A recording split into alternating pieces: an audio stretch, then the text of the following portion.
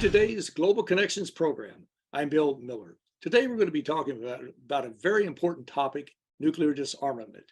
My guest speaker is an expert on this topic. Ms. Izumi Nakamitsu assumed her position as United Nations Undersecretary General and High Representative for Disarmament Affairs on the 1st of May in 2017. Prior to taking on this post, Ms. Nakamitsu served as Assistant Administrator of the Crisis Response Unit at the United Nations Development Program for 3 years. Madam Undersecretary General Nakamitsu, welcome to today's Global Connections program. Thank you very much. I've been looking forward to this, Bill, if I may. Yes, please. Yes, nice to be here with you. Well, I appreciate it. And why don't we start off with just a very basic question. What is the purpose of the Office for Disarmament Affairs? What is its mission?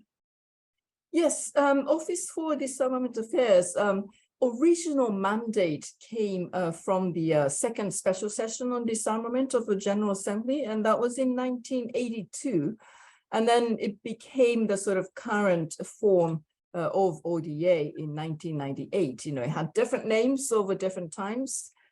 Sometimes it's called Department. Now we're called UN Office for Disarmament Affairs.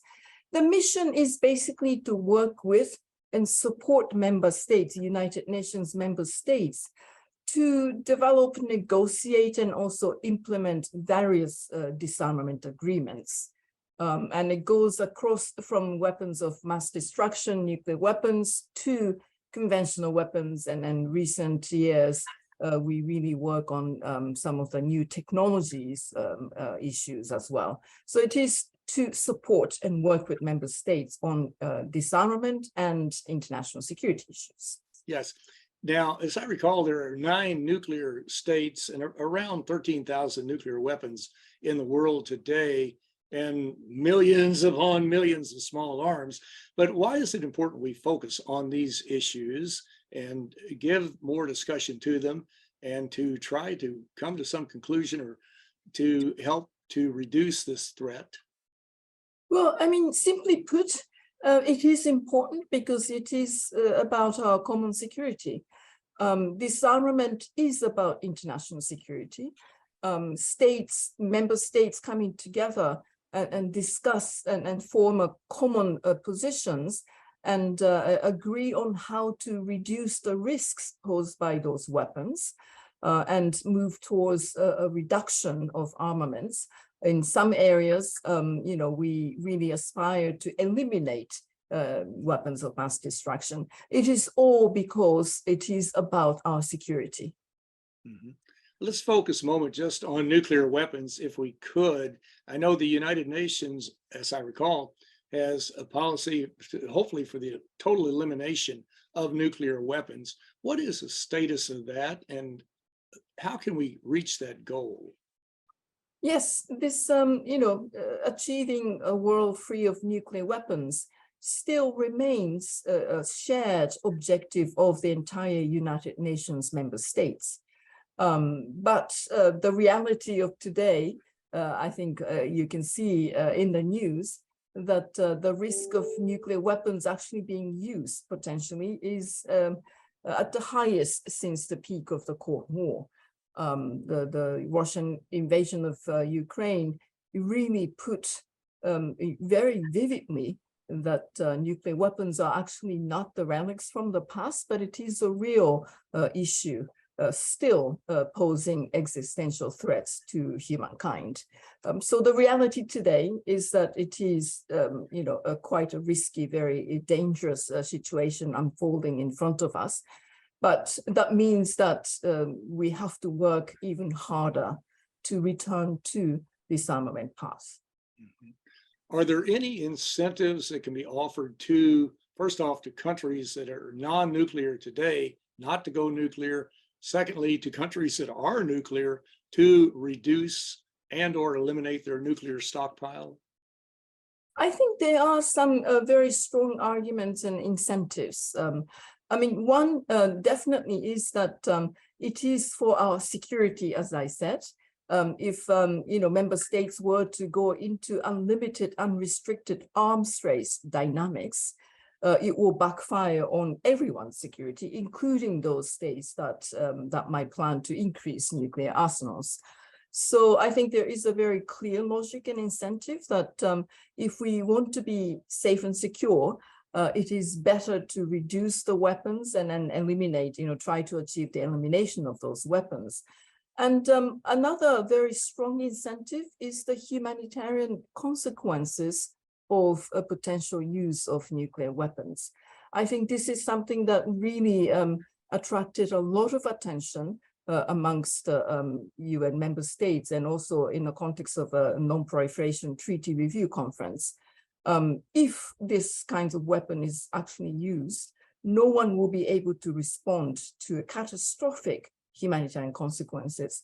That also provides a very strong reason why we need to pursue elimination of nuclear weapons. Mm-hmm. You just reminded me, there's been a lot of debate, I know in the United States and around the world in many countries, about a government adopting a no first strike policy. Would that help maybe alleviate some of the concerns about having some type of a nuclear accident or something like that? Yes, this policy of or doctrine of no first use of nuclear weapons, it's been discussed over years. And from a technical point of view, there are a lot of, conditions attached to these, declarations. But as the Secretary General of the United Nations said at the opening session of the NPT Review Conference this year, if no country uses nuclear weapons, first, then obviously it should not be used. So in a way, it will be a common sense approach to addressing nuclear weapons risk. Of course, it will have to be also coupled with transparency measures that what they declare as a policy of non-first use will actually be visibly sort of verifiable through various transparency measures. So it will have to be a package of those various declarations, policies, and doctrines. But in our view, it will definitely make sense that all countries adopt a policy of no first use. Mm-hmm. You just mentioned the NPT, and I'm so glad you did, the Non-Proliferation Treaty. This is a treaty that's been in force for decades now.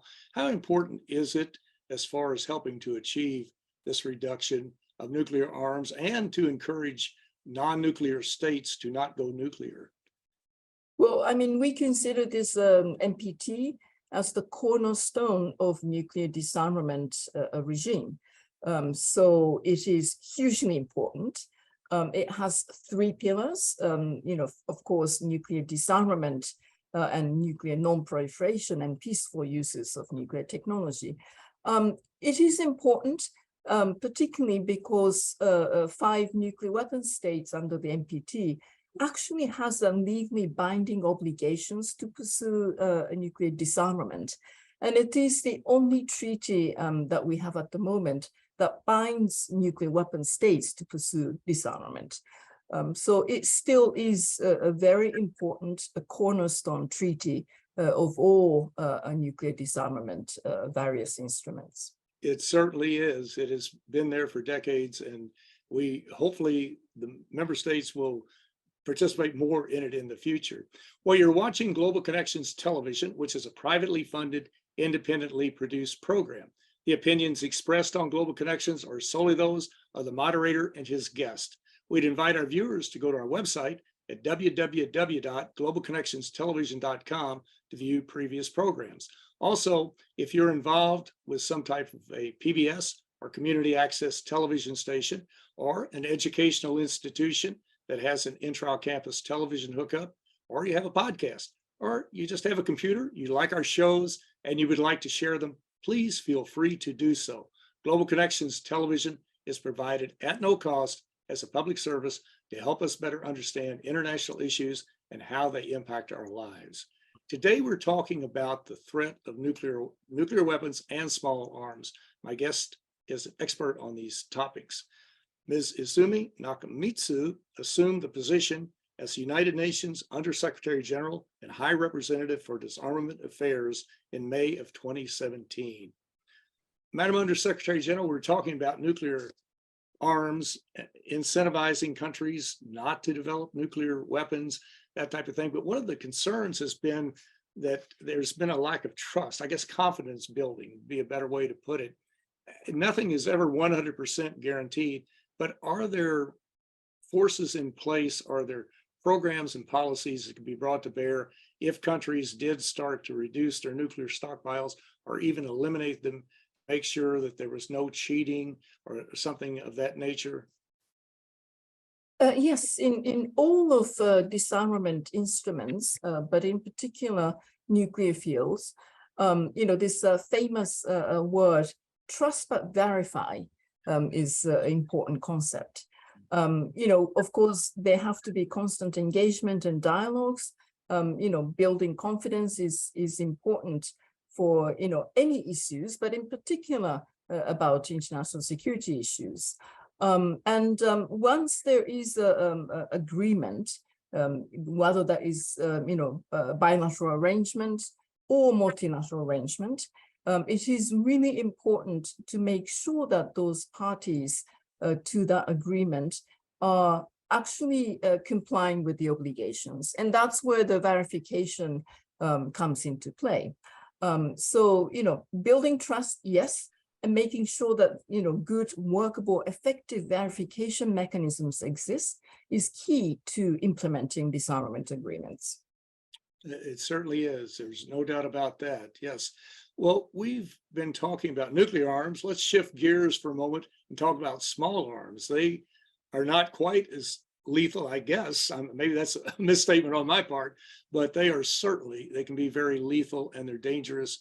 What has developed in this situation of trying to reduce small arms and to control them to some degree?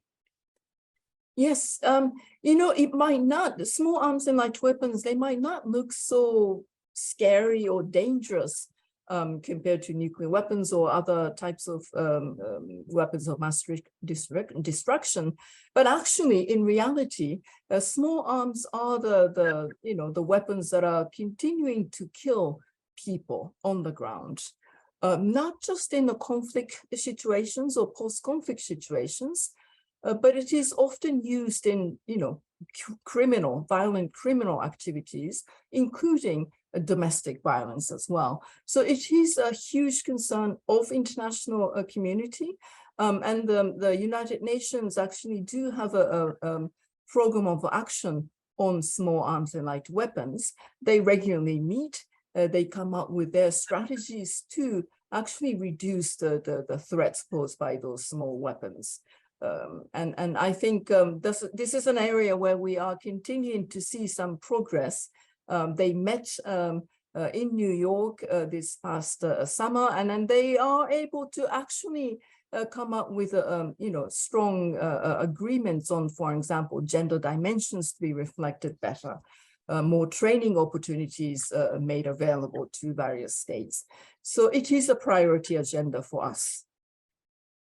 Yes, and our viewers, if they would like more information on these topics we're discussing today, they can go to your website at www.un.org/disarmament to get more information and to see just a tremendous reservoir of information about these very, very dangerous and important issues that we all need to be more aware of. We've been talking about the issues, and we all have a stake in this. Obviously, if there were some type of a nuclear exchange, even if it were accidental or whatever, the whole planet could be adversely affected by it. So it's extremely important. But there are two groups that so often we don't hear enough about as far as their involvement. What role do you see for women and youth in helping to make us aware of these problems and to get involved in helping to develop solutions to some very, very tricky problems that are not, in some cases, easy to solve? Yes, wonderful question. Actually, throughout the history of disarmament movements, women actually played a really important role. I mean, even going back to some of the old treaties like partial test ban treaty, that was in the middle of the Cold War. The reason why that was possible only a year after Cuban Missile Crisis was because of women around the world, especially mothers around the world, really voicing their concerns and anger about repeated nuclear tests conducted in atmosphere, etc. More recently, of course, in the nuclear field, the famous Treaty on the Prohibition of Nuclear Weapons, women again played a key role in civil society. So, and then there are many other examples of women actually making sure that some of the conventional weapons, inhumane conventional weapons like anti-personnel landmine or the cluster bombs, those things will be prohibited. So women always played a key role. They have the power to move public opinions, and that would then move governments, and governments get together to negotiate disarmament agreements. So key. What we would like to see more is that women will also be much more prominently participating in the actual negotiations and in particular leadership role. And we are definitely working on that. Is there a role for youth? And by youth, that could range from anyone, I guess, from 16 to whatever, 30, 40, that along in there. Absolutely. Especially this Treaty on the Prohibition of Nuclear Weapons, many of the activists who made that possible were in fact young people. A little bit like in the climate movement, we at the United Nations believe that when it comes to security of the planet and security of human beings, this is also current day challenges, but also it's a future challenges. So young people really should be at the center, front and center of this work. And that is why we are prioritizing at the UN ODA. We created a flagship activity called Youth for Disarmament, and engaging with young people from around the world, help them, network, but also equip them with substantive knowledges and skills that they need. So indeed, young people really should be at the center of this work. Now, technology, as we see, is accelerating at a very rapid pace. We're also seeing an exploration of outer space that's intensifying somewhat. Are you concerned about these two issues as they come together? Is there something that we can do to make sure that the technology is used for peaceful purposes as opposed to some bellicose activity? Absolutely. A lot of work is being done at the UN focusing on these issues. And it has actually become almost, current challenges. There is linkages that we really need to understand between those new technologies, whether that is cyber technologies or artificial intelligence or any other technologies, and also new domains, cyberspace and outer space. These domains will have to remain a peaceful domain, not to be a domain for potential conflict and war. And those new technologies really needs to be, something that will benefit the humankind and not negatively impacting the international security. So there are multilateral processes that have started some time ago. Member states are discussing various aspects. In the cyber field, there is multilateral discussions taking place to make sure that there's stronger norms. And outer space norms of responsible behavior in outer space is taking place. Lethal autonomous weapon systems, the application of autonomy and artificial intelligence in weapon systems, that is being discussed also.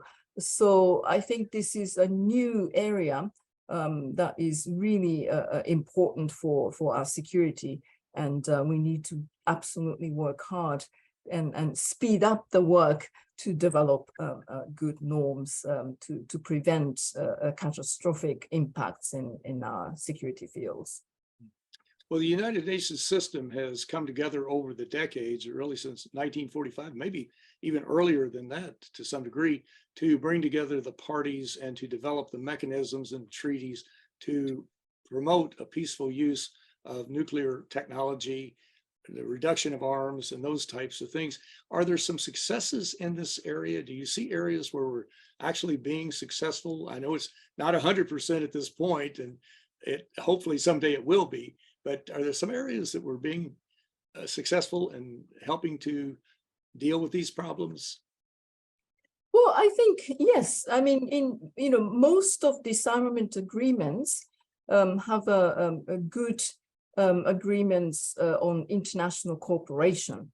So we look at where we need to regulate and control, and we need to also look at how states can cooperate in terms of making sure the agreements are implemented and the technologies are, utilized for peaceful purposes. So indeed, this is one very important aspect, and almost all disarmament agreements actually incorporates that sort of thinking. Now, we've talked about some very, very important topics today. And again, I just want to remind our viewers, if they'd like more information, they can go to www.un.org/disarmament and tap into some very good reports and an update on all these very complex issues. But Madam Undersecretary General, in our last minute and a half, let me ask you, as you look at the field today, what recommendations would you make to our viewers and to the 193 countries of the United Nations General Assembly and anyone else who has an interest and should have interest in this topic in helping us to deal with these issues and to help create a better world and a less dangerous world? Yes. One thing is that, we all know that we are going through a very difficult paradigm shift. Geopolitical tensions are rising, and generally speaking, a lot of divisions and difficult disagreements all around us.